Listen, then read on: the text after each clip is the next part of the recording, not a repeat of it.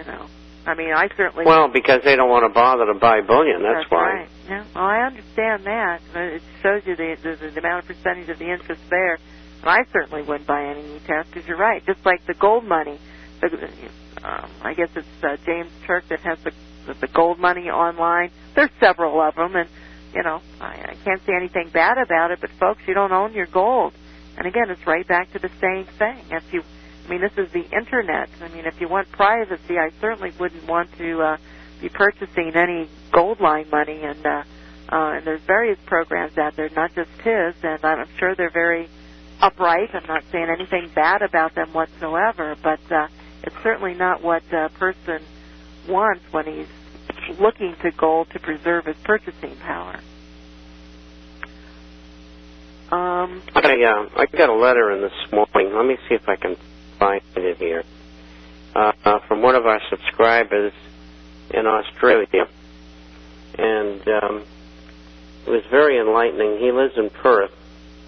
And we have a lot of Australian subscribers. And let me see if I've got it here. If I can read it to you. Well, you keep on going, and I'm going to keep on looking until I find it. Well, I got lots of questions here, so I didn't know if you wanted to. Are you going to be looking? Yeah, let's do them. But in the meantime, I'll leaf through all of these pieces of paper I've got here. I mean, between doing all these radio programs and trying to write, trying to do research, and it's a lot of work. Here's one is Iran's unrest due to the Mossad CIA provocative action in order to neutralize Iran? Thus, is the operation conducted instead of a military action? The answer is an unequivocal yes. It is our government doing their little fun and games, trying to mess up the government. And can you imagine the United States government telling another government in a major country that we don't like the way that your election came out, so we're not going to accept it? Well, my answer is, who cares whether you do or not? I mean, you know, the gall of these people. I mean, you've seen the rigged elections in the United States, one after another. It's just incredible. And here is the pot calling the kettle black. I mean, do they really expect people to buy that crap? I mean, that's exactly what it is. It's disgusting. I mean, this government doesn't represent me, I'll tell you that. I mean, if they've got internal problems, let the people within that country handle it. It's their business, not ours. How dare the U.S. government? How dare they do that? None of their business whatsoever. Here's a question or a comment. You can back the currencies all you want with precious metals, but unless you can go to any bank and convert the paper directly to gold and silver at a fixed ratio, it is still fiat. No, not necessarily. If a currency is backed, and the currency doesn't have any problems, there's no reason to do that. And, it was there for years, and people could have done it. But they didn't, they chose not to. Hold on. Did you get rid of the letter we got from the store this morning?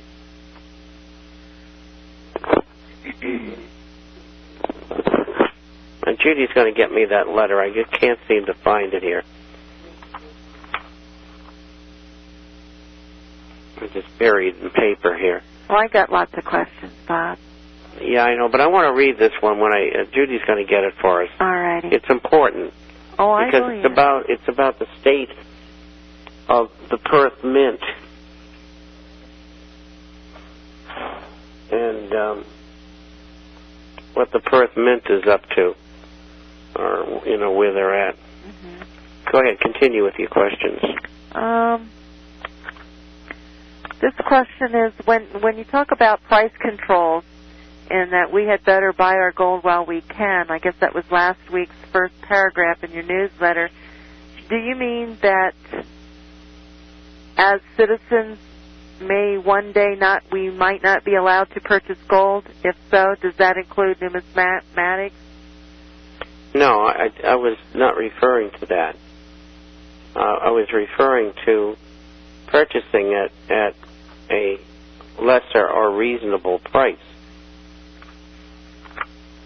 And what about holding funds in foreign currency accounts? Were you referring that U.S. citizens may no longer be able to hold them? That's possible in the future. But, if you live in the United States, what you really want to do is take delivery of gold. I mean, if you're going to take your money and put it out into a foreign land, maybe you won't be able to bring it back in again, whether it's gold, silver, currency, or whatever it is. Now think about that. Now, I've lived in countries where they have had currency controls, Rhodesia and South Africa. It's like being in a financial prison. And if you've got money, let's say it's in Panama or Switzerland, legally, they may say, well, you can't bring that money back in. We don't want it in this country. Or you can't bring gold and silver back in. And the government does anything it wants. And so, you've got to keep that in mind. So having money out there, sure, it's okay, but you better be prepared to live with it by going to that country and living with the money. Because they may not allow you to bring it back. Most people go to foreign currency accounts, Bob, is because they want to hide funds, right? There's no privacy anymore. I mean, well, that's true, but the same thing applies. You're sitting on $1 million in gold, and it's sitting in a vault in some other country. Exactly. And you can't get it back. Right. Unless you leave the country and go live with your gold. I mean, people don't think this thing all the way out. And anybody who wants to get in foreign currencies, I think, is insane. And the reason why is because that currency is going to devalue against gold. So why be in a foreign currency unless you must have a percentage of what you have in cash in Canadian government bonds or Swiss government bonds or whatever for some reason. Other than that, everything goes into gold and silver. There was also, I guess in the USA Today, and we spoke about it on this program before, about gold being threaded in the U.S. bills, the paper bills.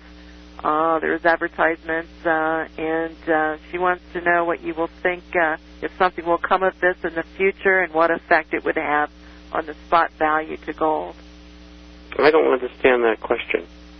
Well, there was discussions about, I guess there was an advertisement in the USA Today. I didn't see it, but that's what her question said, about threading gold through paper dollars. I still don't understand. Using gold, the little bars that they have in the U.S. dollar bill. Oh, I see now. Yeah. There's nothing wrong with that. Nothing at all. If that's what government wants to do, that's fine. There's your backing. You can rip the dollar up and take out the gold. Well, that's one way that's gold-backed currency. That's one way to get dollars out of circulation. People would be ripping the gold out. Could be. Another question. This is in from Scott. Since the CFTC has no interest in protecting anyone but the big funds, and since all their business is done with paper gold in the futures market because they only need exposure to gold and no actual physical holdings, and since the CFTC has no interest in managing the shorts, should the Illuminist banks are the shorting parties, why will gold ever go to where it should? Because the Illuminist banks are going to run out of money. Or better yet, they're going to run out of gold.